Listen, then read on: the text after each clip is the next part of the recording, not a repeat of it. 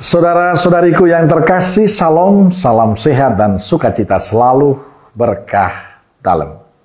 Sudah kita memberi senyum hari ini, Kamis 6 Februari 2025. Gereja memperingati Santo Paulus Miki dan kawan-kawan, imam dan martir. Kita awali permenungan kita hari ini dengan tanda kemenangan Kristus. Dalam nama Bapa dan Putra dan Roh Kudus. Amin. Permenungan kita diambil dari Injil Markus bab 6 ayat 7 sampai 13. Ia memanggil ke-12 murid itu dan mengutus mereka berdua-dua. Ia memberi mereka kuasa atas roh-roh jahat dan berpesan kepada mereka supaya jangan membawa apa-apa dalam perjalanan mereka kecuali tongkat, roti pun jangan, bekal pun jangan, uang dalam ikat pinggang pun jangan. Boleh memakai alas kaki, tetapi jangan memakai 2 baju.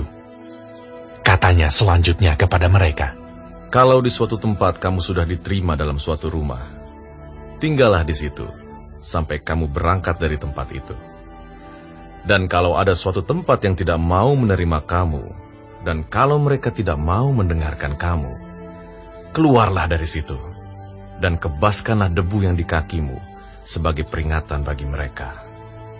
Lalu pergilah mereka memberitakan bahwa orang harus bertobat, dan mereka mengusir banyak setan, dan mengoles banyak orang sakit dengan minyak, dan menyembuhkan mereka.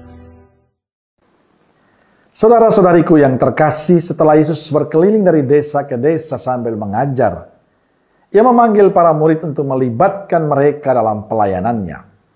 Lalu Ia mengutus dan memberi mereka kuasa untuk mengadakan pelayanan. Dalam perutusan itu, Yesus juga menyampaikan syarat yang perlu dijalani oleh para muridnya, yakni untuk tidak membawa apapun kecuali tongkat. Ia juga memberikan wejangan pada para murid bila berhadapan dengan orang-orang yang menerima atau menolak pemberitaan mereka. Dengan nasihat dan syarat ini, Yesus menunjukkan bahwa semua pelayanan mereka adalah pelayanan yang bergantung sepenuhnya pada anugerah Tuhan. Dalam pelayanan, para murid dituntut untuk memiliki taatan total pada Tuhan yang menjaga dan menyediakan semuanya untuk mereka. Saudara-saudariku yang terkasih, Yesus tidak hanya mengutus para muridnya, Yesus juga mengutus kita, Anda dan saya sebagai muridnya, untuk ikut serta dalam pelayanan pemberitaan Injil. Yesus juga tidak melarang kita untuk memiliki uang atau makanan. Tapi Yesus mengingatkan kita bahwa semua pelayanan kita yang kita lakukan harus bergantung sepenuhnya pada anugerah Tuhan. Bukan karena kemampuan kita, kepandaian kita, tapi bergantung pada kekuatan Tuhan, kemurahan Tuhan. Tidak hanya itu, kita diingatkan bahwa pelayanan yang kita lakukan apapun, sekecil apapun itu adalah pelayanan Yesus.